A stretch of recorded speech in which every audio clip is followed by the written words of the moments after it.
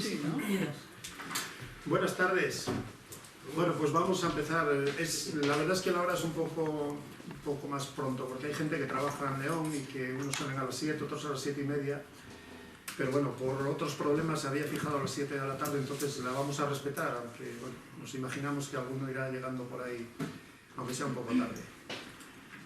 Bueno, pues se trata de un acto de campaña que queremos en principio agradecer a los que estamos aquí, sobre todo, y a los que tenían intención de venir, y ya con el debate de ayer parece que quedarían bastante resarcidos. Pero bueno, entonces os voy a presentar. Contamos hoy, tenemos una visita de lujo que queremos aprovechar también, que es la eurodiputada Paloma López, que bueno, pues aprovechando un viaje que tenía, pues nos hace el honor de estar aquí en este pueblo con nosotros y os va a contar pues la política rural que desde Europa se está haciendo, ¿no? Nos va a contar, y otras muchas cosas.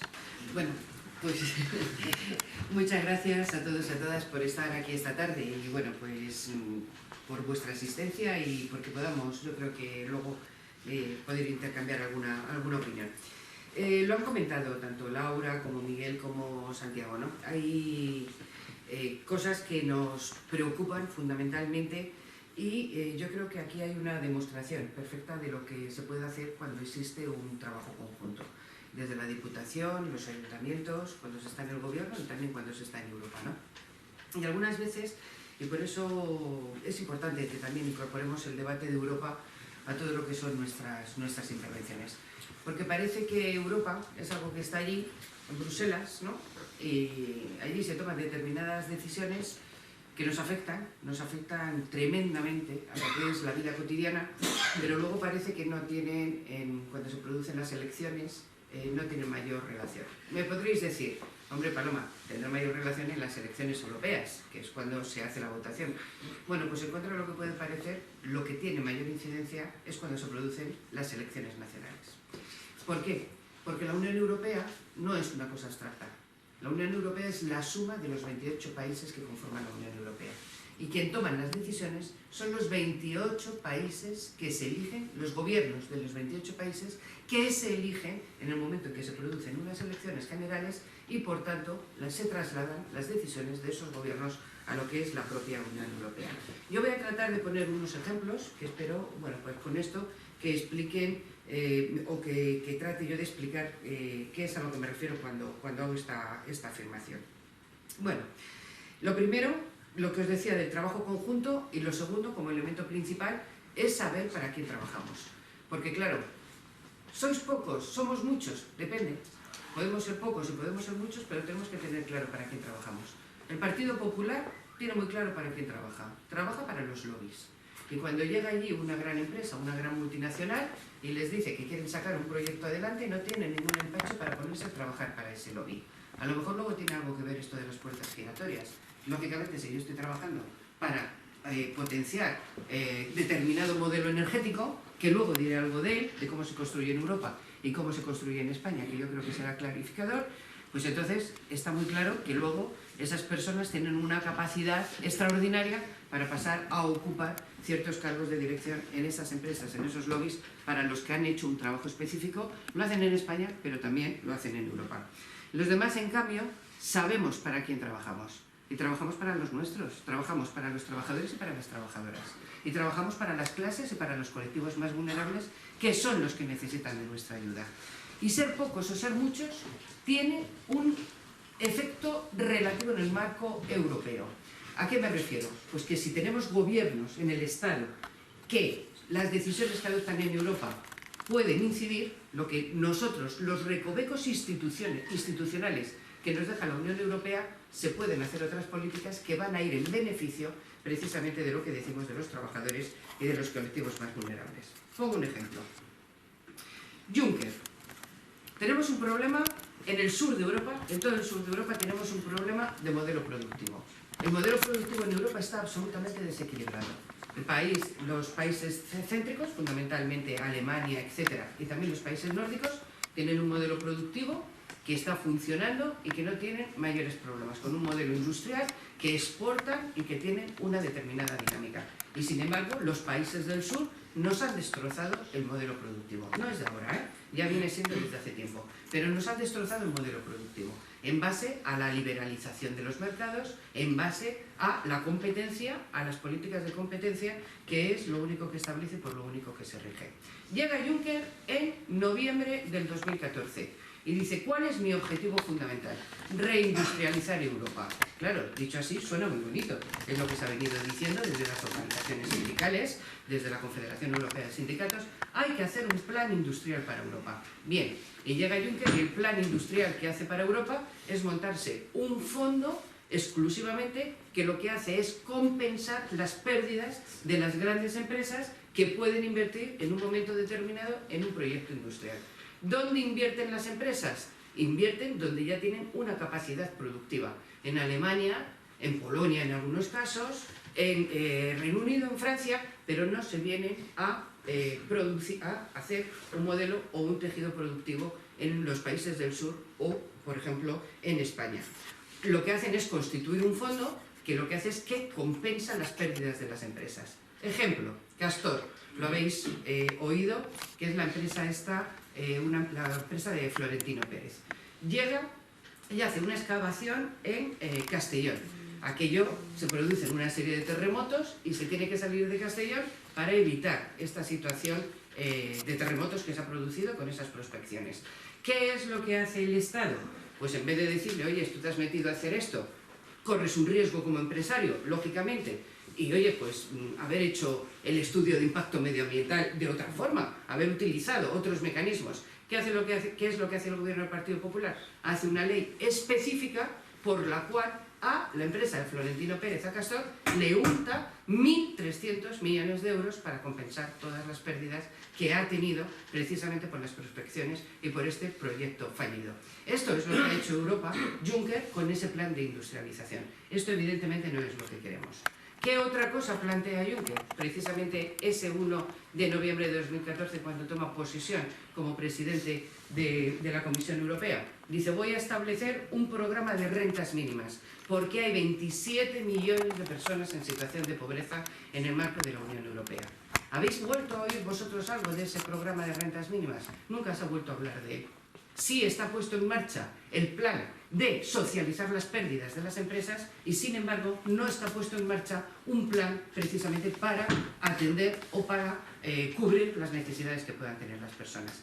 Si de los 28 países de la Unión Europea que conforman y que toman las decisiones, alguno de esos países hubiese tenido un corte netamente, claramente de izquierdas, que tiene claramente cuál es su objetivo, que son poner a las personas, a los trabajadores en primer lugar, se hubiese podido tener un marco de incidencia para que ese programa de rentas mínimas hubiese estado funcionando o para que ese plan de industrialización hubiese tenido otro componente que no hubiese sido exclusivamente el del beneficio.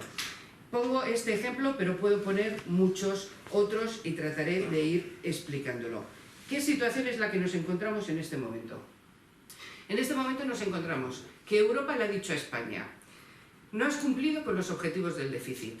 Se le ha permitido, porque como estábamos en campaña electoral, se le ha permitido al gobierno del Partido Popular que hiciera con el objetivo del déficit lo que le haya dado, que ajustaran los márgenes en el cumplimiento del objetivo del déficit.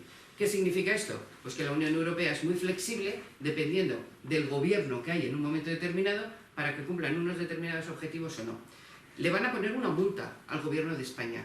Y esa multa, que ya tenía que estar puesta, que será de la cuantía que sea, que tenía que estar ya puesta, se ha aplazado para ponerla después de julio, para no interferir en el gobierno del Partido Popular de cara a las elecciones y, por tanto, trasladar la multa que se pueda poner en el mes de julio.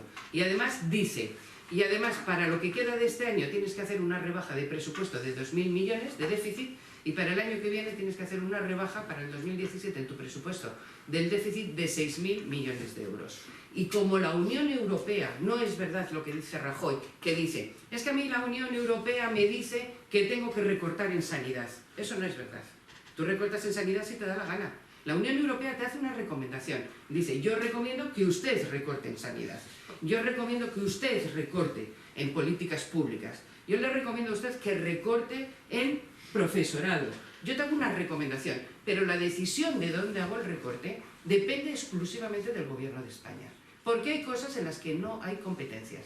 Y si el Gobierno de España dice, yo le voy a rebajar esos 6.000, 8.000 millones que tengo que rebajar, pero no los voy a rebajar del déficit, pero no los voy a rebajar de las políticas públicas, sino lo que voy a hacer es apostar por obtener mayores ingresos. ¿Y cómo obtengo mayores ingresos? Lo decía Laura, con una política fiscal que es competencia tuya del Estado completamente distinta, asimilando que las empresas paguen evidentemente las rentas del trabajo a las rentas del capital y que por tanto las grandes empresas empiecen a pagar por aquellas medidas fiscales, por aquellas imposiciones fiscales que no están pagando ahora. Que haya un impuesto de lujo, por ejemplo, que se rebaje el IVA de productos que son básicos o de productos culturales, que son necesarios para las personas. Se puede hacer una política fiscal diferente y por tanto una obtención de recursos. No sé quién lo comentaba, si era Santi o Laura.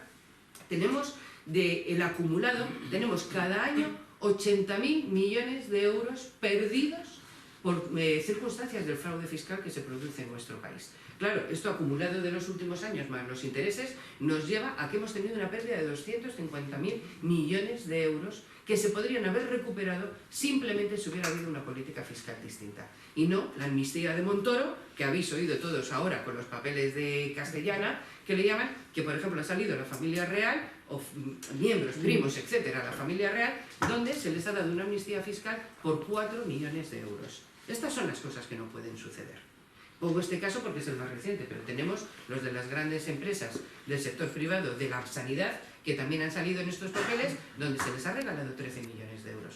Tenemos que estar hablando de estas cosas. Tenemos que decir que efectivamente, si tenemos que cumplir con unas determinadas normas, hay formas de cumplirlas.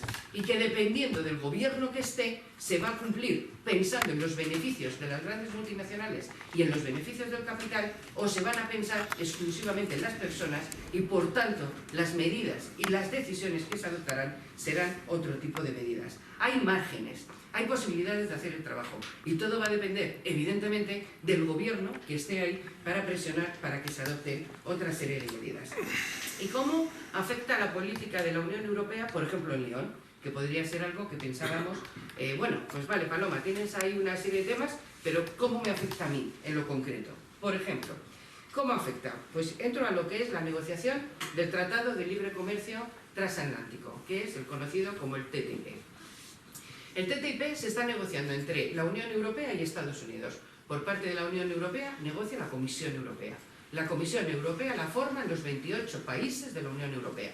Un comisario puesto por cada uno de los países. El comisario que tiene puesto España es Cañete. Ya está, no digo más. Todos le conocemos. Por tanto, ahí está. Este señor es el que lleva, el que se encarga de los temas de cambio climático y de energía. Cuando está implicado por presuntos datos de corrupción precisamente en estas materias. Que bueno, la próxima semana tiene una comparecencia y ahí procuraremos darle caña precisamente antes de las elecciones para que explique definitivamente en qué está metido, si es que nos dejan que le hagamos las preguntas pertinentes. Bueno, pues el señor Cañete está puesto ahí por el Gobierno de España y por estos 28 países. Esta Comisión Europea es la que negocia el Tratado de Libre Comercio. La Comisión Europea ya ha dicho que hay un sector que va a ser perjudicado en el Tratado de Libre Comercio y ese es el sector agrario, curiosamente. El resto de los sectores dicen todo va a ir bien, no hay ningún problema y va a ser un acuerdo comercial de gran escala donde la mayoría de los sectores se van a ver beneficiados. Pero, sin embargo, el sector agrario ya lo ponen de antemano, va a ser un sector que va a salir perjudicado en esta negociación del TTIP. ¿Por qué? Por esquemas muy sencillos. Por ejemplo, la agricultura en Europa supone 12 millones de agricultores trabajan en Europa. En Estados Unidos trabajan 2 millones. Hay 2 millones de agricultores que trabajan. En una diferencia de tamaño medio de las fincas, donde en la Unión Europea es de 15 hectáreas la explotación. 15 hectáreas una explotación, tamaño medio de una explotación en la Unión Europea.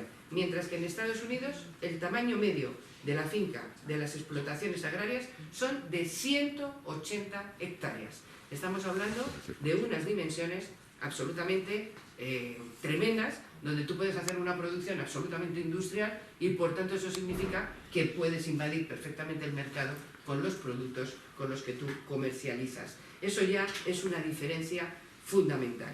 Y aparte, en el TTIP se están planteando, por ejemplo, liberación o poder utilizar determinados pesticidas, determinadas medidas que no se pueden utilizar en el marco de la Unión Europea. Se van a flexibilizar todas las regulaciones, todas las normativas para que determinados productos que ahora mismo están prohibidos que se puedan importar desde la Unión Europea, que se puedan venir de Estados Unidos, esos productos a partir de esta rebaja de la normativa y de la regulación puedan venir y se puedan utilizar en el ámbito europeo. Por ejemplo, ¿qué se puede utilizar? Se puede utilizar los pollos clorados. Blanquear pollos, se dice que es blanquear en el sentido, pero por ejemplo se pueden utilizar los pollos clorados. Esto tiene unos problemas para la salud alimentaria fundamentales. ¿Qué es un pollo clorado? ¿Y cuál es la diferencia que hay, por ejemplo, con la Unión Europea? La Unión Europea cuida a sus animales antes de que pasen a la cadena alimenticia. Podemos discutir si se les da más antibióticos o se les da menos antibióticos, si los tiene mejor en las granjas o peor en las granjas. Pero hay un criterio de sanidad, un criterio de salubridad por el cual el producto llega sano al consumidor final. ¿Qué es lo que hay en Estados Unidos?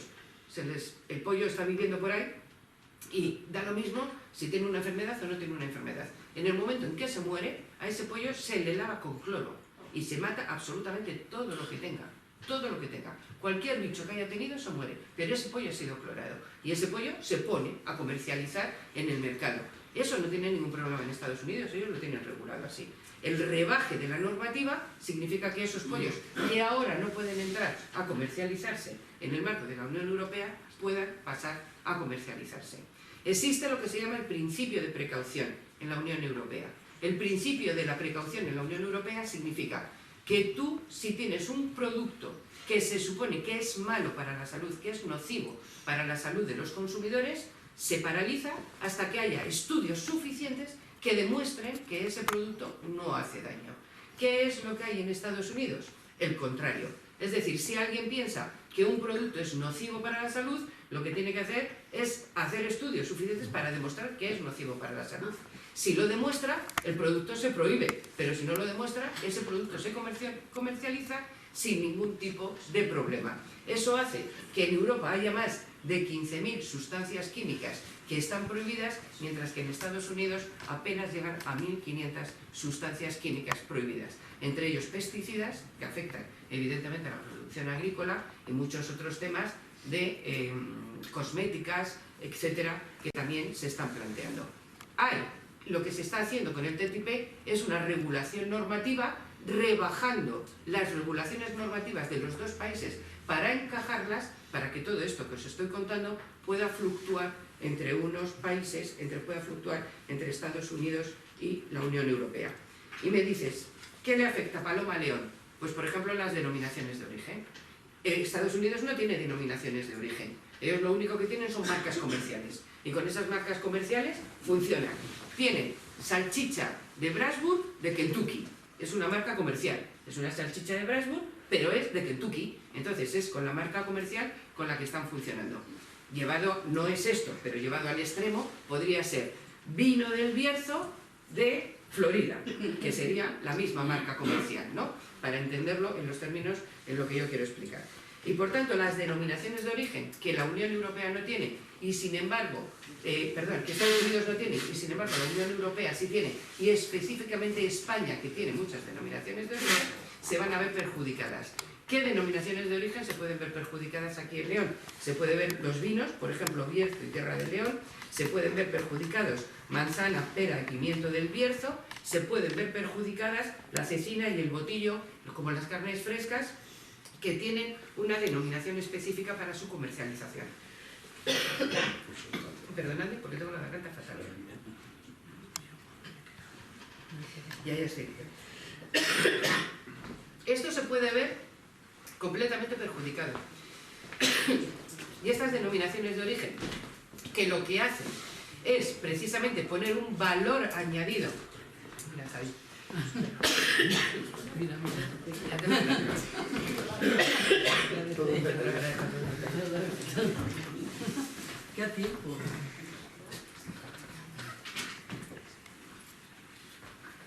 Y eso que acabo de empezar a campañar ahora, no sé cómo voy a llegar al 24, pero espero que bien.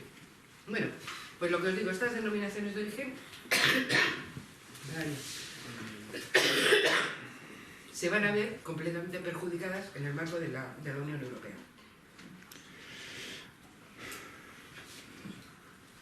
Para ello, ¿qué es lo que va a pasar? Pues que el TTIP se tiene que aprobar, hay muchas más cosas, ¿eh? El TTIP afecta absolutamente a todo. Afecta a materias primas, afecta a energía. Por ejemplo, estaría la liberalización del tema del fracking, que es extraer gases, etcétera, para energía a través de prospecciones, a través de la técnica esta, que es el fracking. Mientras que aquí, de momento, no se está utilizando, debería estar prohibido. Bueno, ¿qué es lo que sucede con el TTIP? El TTIP tiene posiblemente dos formas de poderse aprobar. La primera forma de poderse aprobar es que se ratifiquen los países. Claro, si hay países que no tienen en su planteamiento la apuesta solamente por las grandes multinacionales, pues esos países pueden decir, yo no voy a aprobar el TTIP. En el momento en que haya un país que diga, yo no voy a aprobar el TTIP, posiblemente el TTIP no resultará aprobado. Como ahora ya hay muchos países que están diciendo que el TTIP no se puede aprobar porque es un auténtico problema para el desarrollo y para las economías europeas, también para las norteamericanas, pero para la economía europea hay muchos países que han empezado a decir ya que no se van a aprobar. Por ejemplo, Bélgica, una parte de la Cámara, la que está vinculada a los balones, etcétera, ha dicho que ellos no van a aprobar el TTIP. Alemania, que tiene una fuerte movilización social, empieza a tener dudas de que se vaya a aprobar ese TTIP. Francia ha protegido su sector audiovisual para que la incorporación al TTIP no le afecte. España podía haber protegido todo el sector agrario y, sin embargo, el gobierno del Partido Popular no ha querido ni tan siquiera tener un debate sobre los efectos que puede tener en la población este tratado de libre comercio. Bueno, ¿qué es lo que va a pasar? Por eso viene Obama, para decirnos, hombre, animaros, que es un tratado magnífico y que por tanto os va a venir muy bien. Bueno, la estimación más optimista que tenemos de pérdida de puestos de trabajo, si este tratado de libre comercio se lleva adelante, es de 600.000 puestos de trabajo perdidos en los 2 primeros años de aplicación del tratado de libre comercio. Otros tantos para Estados Unidos. ¿Qué le afecta a Estados Unidos? Toda la liberalización del sector financiero, que ellos tienen unas medidas mucho más rígidas que nosotros, y además toda la modificación, por ejemplo, en las licitaciones públicas, que ellos las tienen mucho más reguladas de lo que tenemos nosotras, las regulaciones de las licitaciones públicas. Bien, pasará a aprobarse, en todo caso, si los países dicen que no, pasará a aprobarse a través del Parlamento Europeo. Parlamento Europeo, que es el único órgano democráticamente elegido por toda la ciudadanía europea, 751 diputados, que serán la única capacidad que tiene es ratificar o no ratificar el acuerdo. Pero no hay capacidad de modificar ni una sola coma del acuerdo. Y de hecho, hay una gran parte del material que no conocemos porque es un tratado absolutamente oscuro. Si queremos conocer algo de lo que ya está negociado, no de lo que se está negociando, sino de lo que está negociado, tenemos que ir a una sala oscura donde no podemos entrar ni con bolígrafo, ni con teléfono, ni con absolutamente nada, donde tenemos que firmar un papel de confidencialidad y donde, si queremos apuntar una cosa, nos dan un papel con una marca de agua para que si filtramos algo se sepa dónde es. Pero si nosotros tenemos que dar respuesta a nuestros ciudadanos, nosotros tenemos que dar respuesta a quienes nos votan, precisamente de lo que está negociando la Unión Europea, ¿no? Nosotros tenemos que decirle a la gente, ¿esto qué es lo que es? Fundamentalmente un atentado a la democracia en la Unión Europea. Es fundamentalmente un golpe de Estado a lo que son las democracias y lo que es la soberanía de cada uno de los países. Hay muchos más elementos, ¿eh? Están los tribunales de arbitraje, que son tribunales privados, por los cuales, si una empresa considera que las normas de un país le están afectando negativamente para obtener beneficios, puede demandar a ese país. Y como son tribunales privados, pueden ganar perfectamente una decisión de esta naturaleza.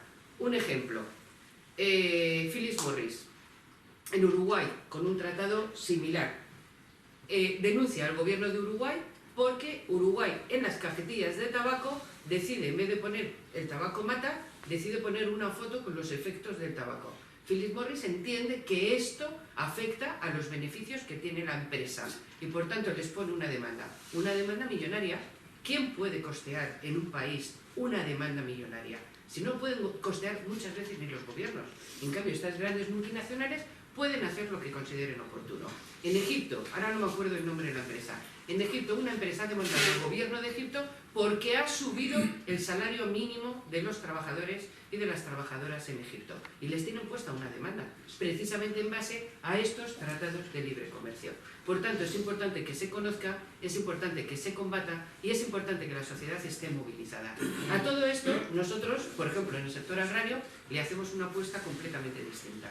Una apuesta que genera empleo, una apuesta que genera un empleo de calidad, una apuesta que dice que la política agraria común tiene que ser una política agraria común completamente distinta.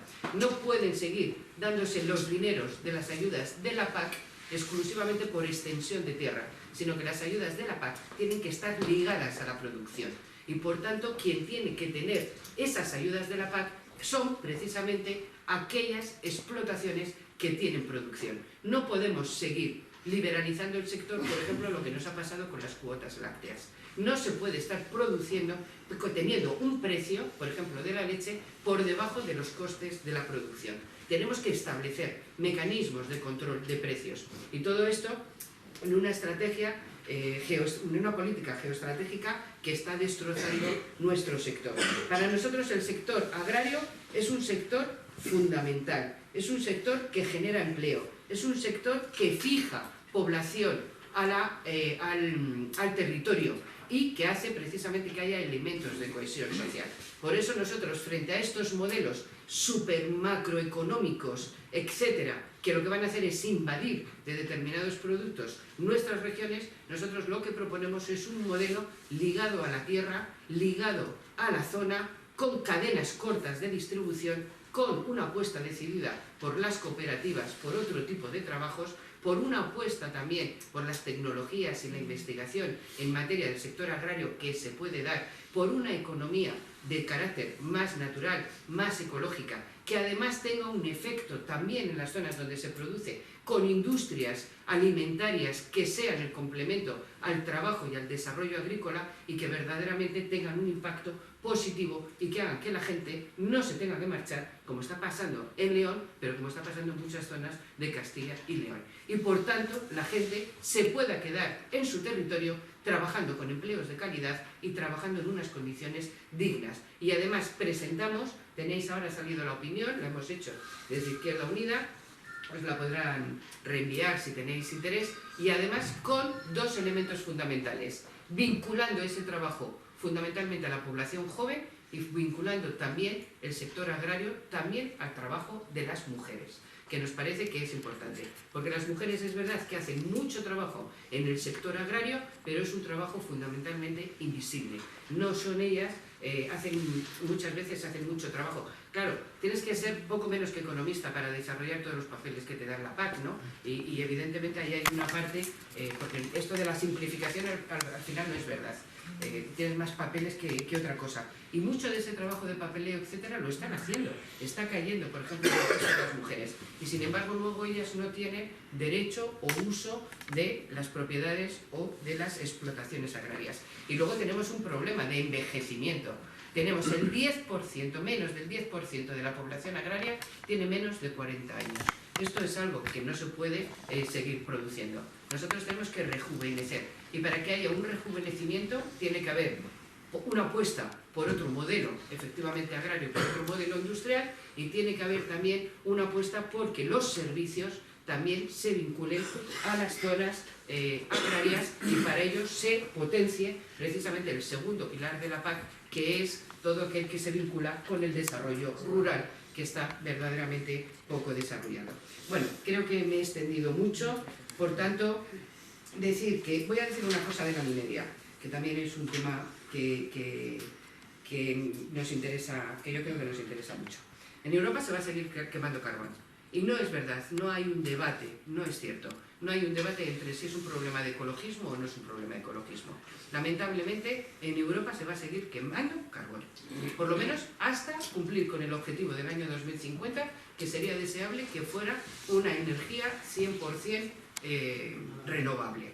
Pues si hasta el 2050 puede haber una energía 100% renovable, tú lo que tienes que hacer es un periodo de tránsito y hacer políticas precisamente de tránsito. Y hay dinero para hacer esas políticas de tránsito. Lo que tiene que haber es interés por parte de los gobiernos de hacer esas políticas de tránsito. Tú tienes que hacer una valoración territorial y tienes que hacerla diciendo ¿en qué puedo convertir? ¿Puedo hacer biomasa? Por ejemplo, puede ser una respuesta energética. ¿Puedo trabajar con el grisú y por tanto hacer una explotación de metano de lo que se produce el carbón? Puedo hacerlo. Puedo utilizar precisamente las minas para hacer, por ejemplo, en Asturias se puede hacer perfectamente, recoger el agua derriada y utilizarlo para calefacción en zonas rurales determinadas. Por supuesto que puedo hacerlo. ¿Puedo hacer otra política energética? Por supuesto, porque España es pionera en hacer captura del CO2 de la quema de carbono y convertirla en energía limpia. Hay experiencias en Asturias que se han cerrado y hay experiencias en Puerto Llano, que también se ha cerrado, por ejemplo, con la empresa del Ecogas. ¿Y por qué no se hace? Porque hay un interés de las grandes compañías eléctricas en hacer las cosas de otra forma. Y hay que decirlo con claridad. Si tú tienes que quemar carbón, que sea carbón español, que sea carbón nacional, y no carbón traído de Colombia o de Indonesia, de unas minas con unas condiciones laborales de los trabajadores que están muy por debajo, evidentemente, de lo que tienes tú, y con unas condiciones de exportación y de precios que son una absoluta vergüenza. Por tanto, si el gobierno se ha comprometido a que tiene que haber una serie de kilos de quema de carbón, el gobierno lo que tiene que hacer es comprometerse con extraer ese carbón y que ese carbón se esté quemando. Y eso es, desde luego, lo que Izquierda Unida nos hemos comprometido y hemos hecho siempre y lo vamos a seguir defendiendo. Y aquí, y ya con esto finalizo, en poneros y volver a hilar con lo que decía al principio. ¿Puede un gobierno hacer otra cosa que no sea lo que le dice Europa? Sí. Y os pongo el ejemplo de las renovables y precisamente de la energía.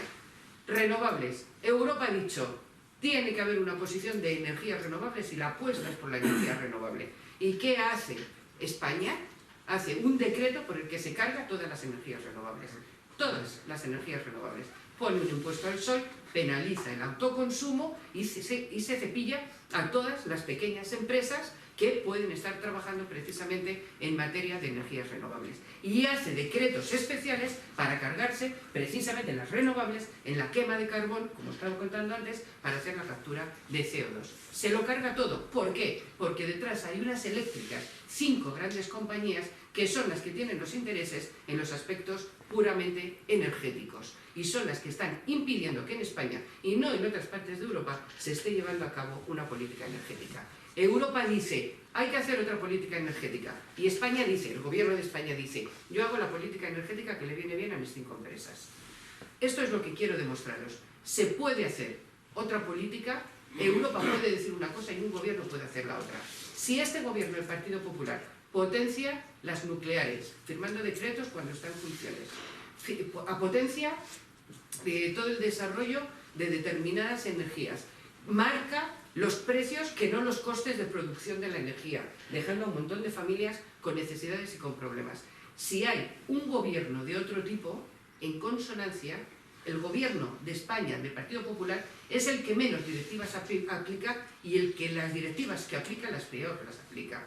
Si hay otro gobierno, si hay un gobierno que mira a los trabajadores, que mira a las personas, puede subir el salario mínimo interprofesional, puede subir también los salarios y potenciar una negociación colectiva. puede poner en el Estatuto de los Trabajadores que la temporalidad se finaliza simplemente poniendo cuál es la causalidad en la modalidad de la contratación. Cuando hay una contratación con causa, eso determina si el trabajo es temporal o el trabajo es indefinido. Todo eso lo puede hacer un gobierno y por eso se necesita un gobierno de izquierdas. Y se necesita un gobierno de izquierdas en España, pero se necesita también un gobierno de izquierdas en Europa que deje de pasar la vergüenza de lo que está pasando en Europa. Porque, y con esto finalizo definitivamente, lo que han decidido que pasa con los refugiados es solamente y exclusivamente la decisión de los 28 países de la Unión Europea. Con otro país que estuviera diciendo esto no se puede hacer, todo podría cambiar, todo podría empezar a cambiar y desde luego los ciudadanos, las ciudadanas y desde luego los trabajadores y los trabajadores europeos viviríamos y estaríamos mejor. 26 de junio solamente cabe una posibilidad, la única posibilidad que va a mirar a los trabajadores y es por supuesto Unidos Podemos, donde va Izquierda Unida, que es que tiene un proyecto netamente rupturista y con el que hay que trabajar. Bueno, muchas gracias.